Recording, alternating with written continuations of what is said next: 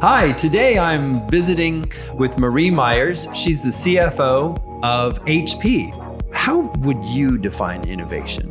That's a great question. I think there's so much out there today on what innovation is and is not. But if you go back to its very basic definition, it's about, new ideas. And I think mankind, we've always been propelled to find better ways of doing things. And innovation to me is really, a word that I always use that goes with it is disruption. Because when you innovate, you're usually disrupting something as well. So how do you, find a way to create a new idea that hopefully makes things better? We are here at a university with a pretty broad reach.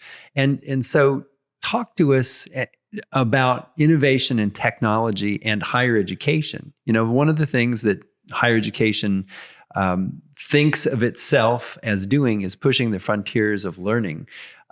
It also is sort of the guardian of the past in some ways.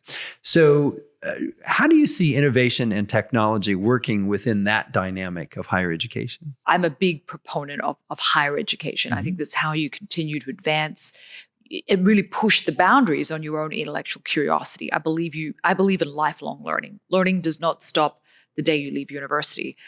By the same token, and I do say this to quite a lot of the professionals in the education area, I think that education and institutions have an enormous role to play in this fast-changing, society that we're in. We are in the midst of the fourth industrial revolution, like way into it.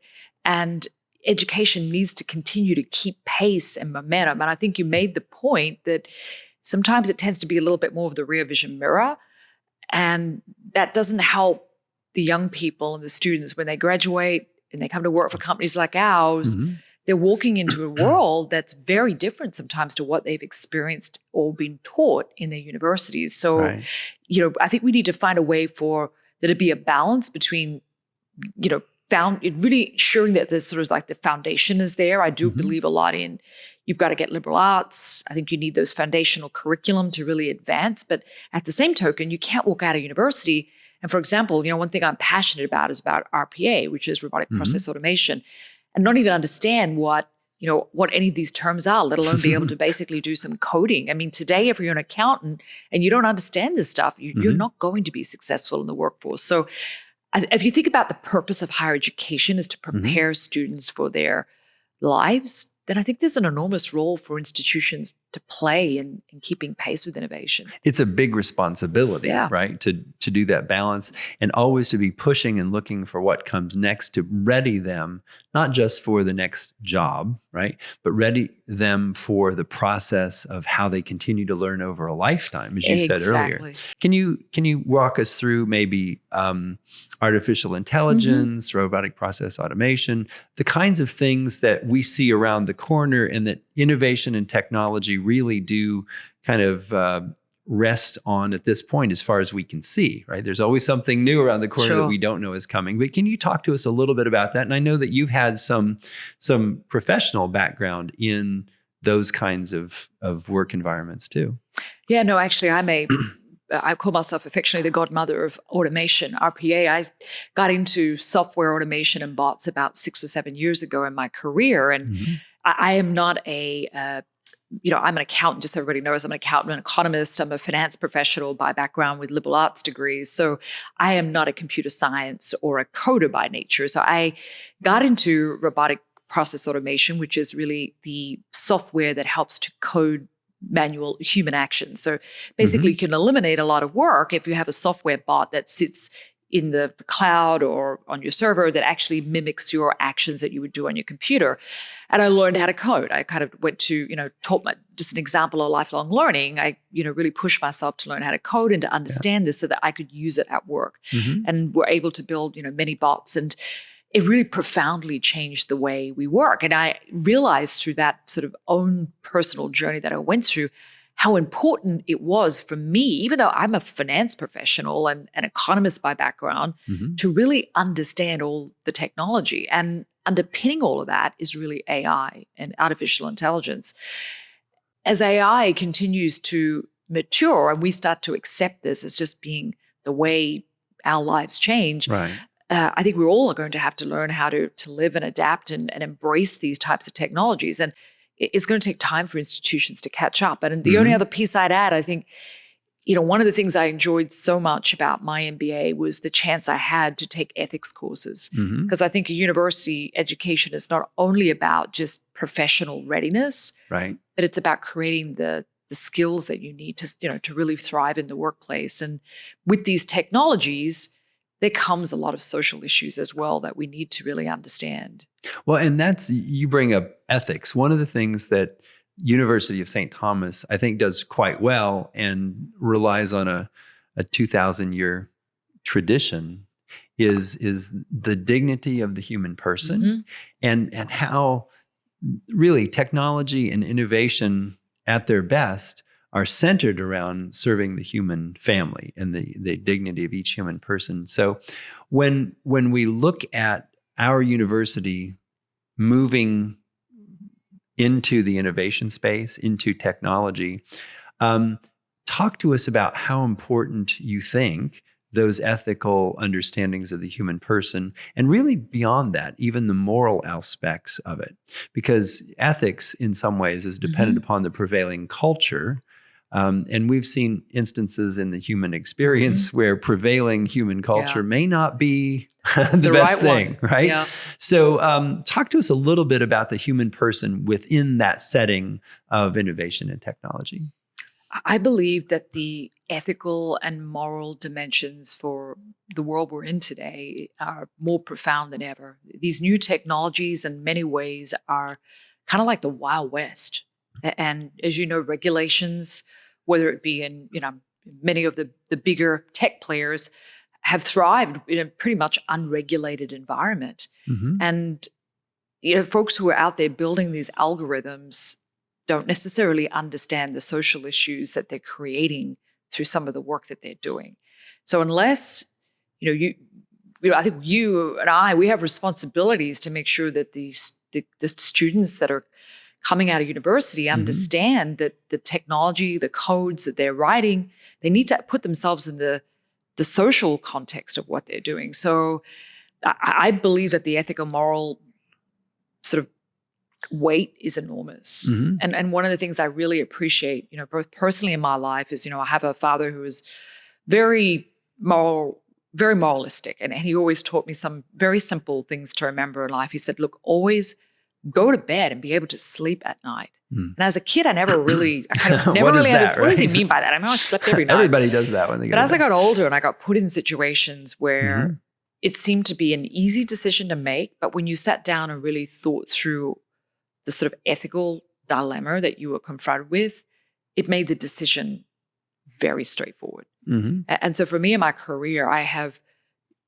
really used that basis that I had both from my parents, and then moreover, when I came to university, it was the first time in my education that I'd ever taken a course in ethics. I had done psych in Australia, but I never really had taken time to think through the ethical dilemmas of business. And I really, honestly, until this day, I will say that I love my ethics course at St. Thomas.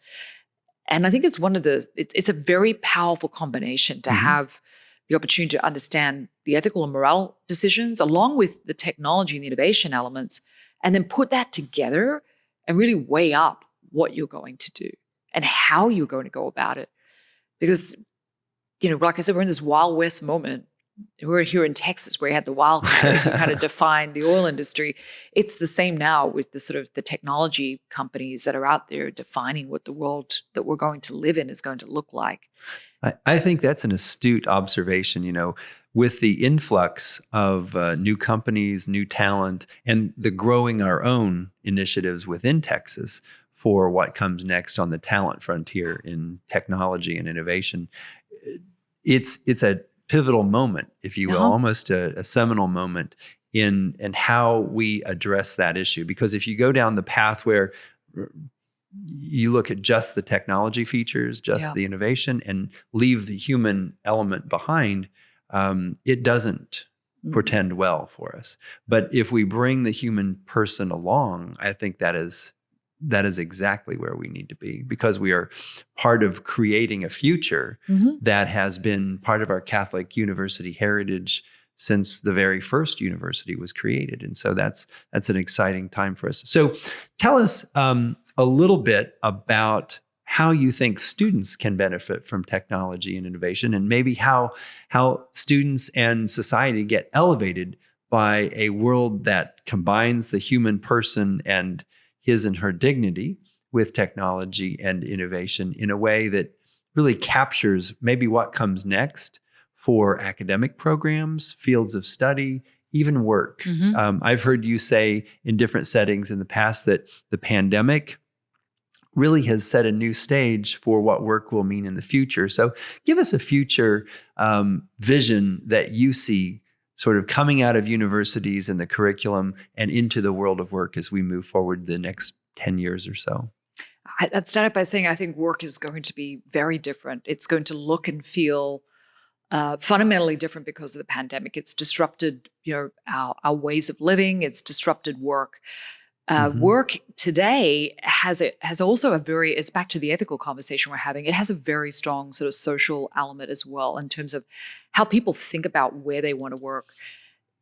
I think students today are no longer, and I think it's the right decision, are no longer willing to go and work for somebody that doesn't have social values. In fact, I was reading a very interesting dialogue by one of the leaders, one of the very prominent leaders of BlackRock, who came out this morning and said companies have an enormous element of social justice. And so as a student today, you're walking into a world that looks nothing like you saw maybe when you first started your degree. Today, work is going to be mostly hybrid. You're going to have have skills that are very oriented towards EQ. You need to understand how to communicate, because more than likely, you may be working in the office, out of the office. So the way you work is different. The kind of work you do will have, I think, a stronger social meaning just because of the issues that we've confronted through the pandemic. So work in itself will look different. And then the technology underneath of that is just evolving so quickly. Like, I mentioned earlier about the waves we're in. We are absolutely in this fourth industrial revolution wave where technology has taken over and disrupting almost every element of life. So as a student, my advice to you is just make sure you've got to be prepared for the environment. And so there's the social side of it, but there's the technology side. So making sure that you've taken some courses that prepare you, whether it's data courses, whether it's programming, whether it's automation. I really encourage students to be prepared for the technology. And if you're not, then go back and take a reskilling, go back to university and do some additional post-grad learning to help you prepare yourself. But work is going to be a very different experience. And also, there's a thing called the gig economy today. There's no longer the relationship you have with your employer may be very different. You may choose to work not for one employer, but work for multiple folks. So you have a lot more control over that destiny. But still, your first job is your first job. And I'm a big believer that, don't get too picky. Take the first job that comes along, get that experience set, and use that as a way to evolve your life and your career. But it's not like when I graduated, I was so happy to have my first job. And, from there, every job was a sort of a leapfrog. I think work is going to look different, and you will have a different set of experiences that will have a strong technology thread through them. Yeah. I agree with you. And that's one of the reasons why University of St. Thomas is sort of doubling down on the things that have always made us a great university. And we're expanding into the fields of technology and innovation in a very rapid way and combining those two. And we think that is the secret sauce for how we prepare people for a life to come and for an eternal life that's always ahead of them. So thank you so much for being with me today and for talking about these important issues and bringing your expertise. And we just love having you in our UST family. So thank you, Marie. No, thank you very much. It was a privilege.